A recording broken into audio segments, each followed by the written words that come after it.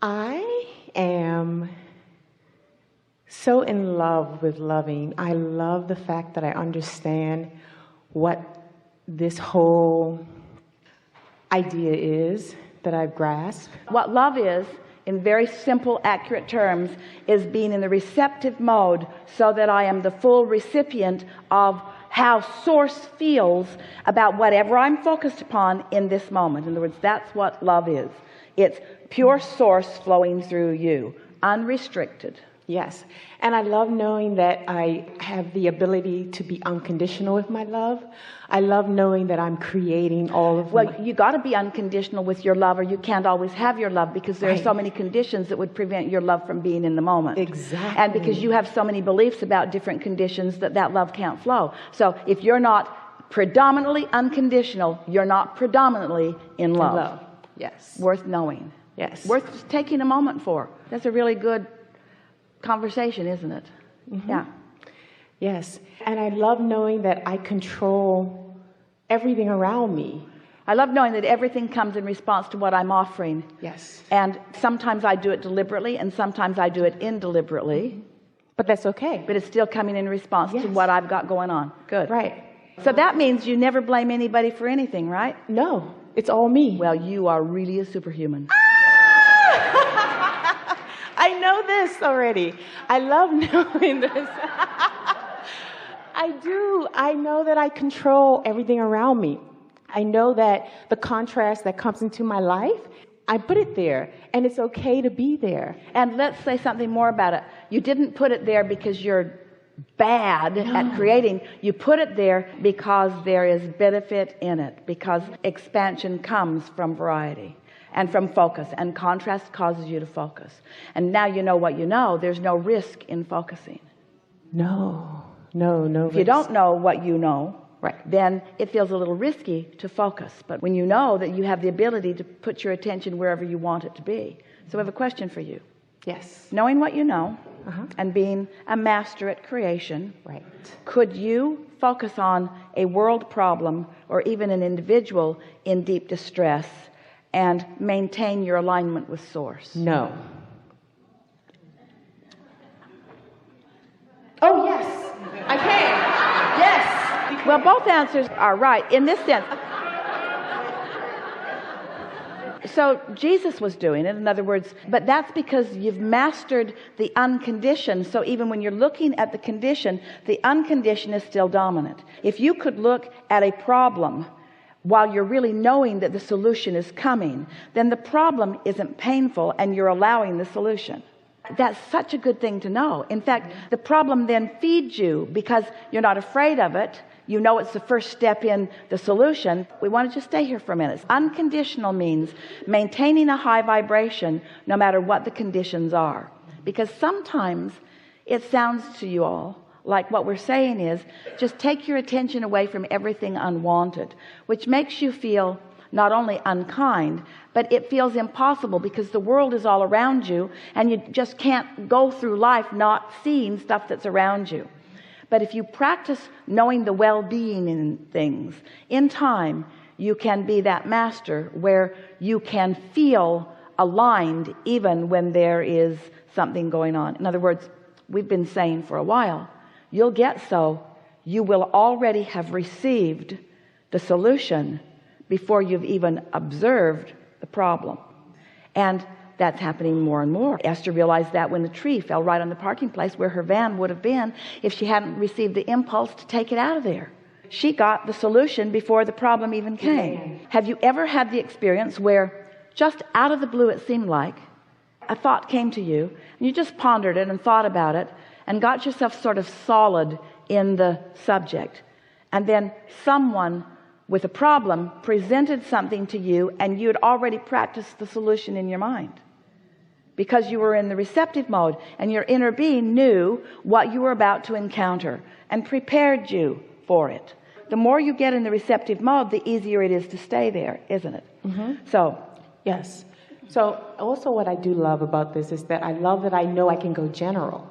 when things don't feel good. Well, those are the techniques. Yes, those are the the techniques of staying in the receptive mode. And so the rule of thumb is be as general as you need to be in order to feel good. Be as specific as you can be in order to feel the thrill of the momentum. It's sort of like Esther. She got this little Audi R8 and she could not believe how it felt to be in it. She couldn't believe how the engine felt to her as she heard it. The harmony of the contraption was unlike anything that she'd ever experienced before.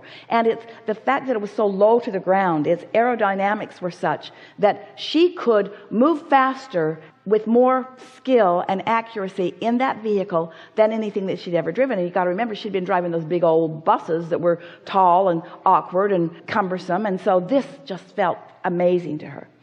And so the point that we're making here is that the more skilled you are, then the more you attract around you the equipment or the wherewithal to even perform. And so you can get really good at aligning with this source energy so you can move through life accurately with great speed, and it's more fun than moving slowly. But if you're not yet good at your machine, moving quickly doesn't feel so good. It's the skill of understanding the vibration that is necessary. And the only way you can do that is by getting behind the wheel. So that getting behind the wheel in what we've been talking about today is by making the association all day, every day, maybe hundreds or thousands of times in a day, of what's turning out and what the vibrational genesis or the thought genesis of it was. What kind of a thought turns to this thing is a way to ask that question of yourself. Okay, here's this thing. Maybe you're at work and you're having an argument with someone and it doesn't feel good and it's not pretty. Ask yourself as soon as you can, get away, what thoughts turned to that thing? And every time you'll find yourself thinking, well, I've never really liked that guy. And when we first met, we got off on the wrong foot. And every day he does some stupid thing that just annoys me. And in the lunchroom, I talked to that other guy and they don't like him either. And I looked at his work and his work really is shoddy. And I don't even know why he's still working here. When you think about it, it's not too hard to figure out how those thoughts turn to that thing, you see. Or let's say you get fired. Doesn't feel good. What thoughts turn to that thing? I've never liked working here. Or I've resented not getting paid as much as I deserve.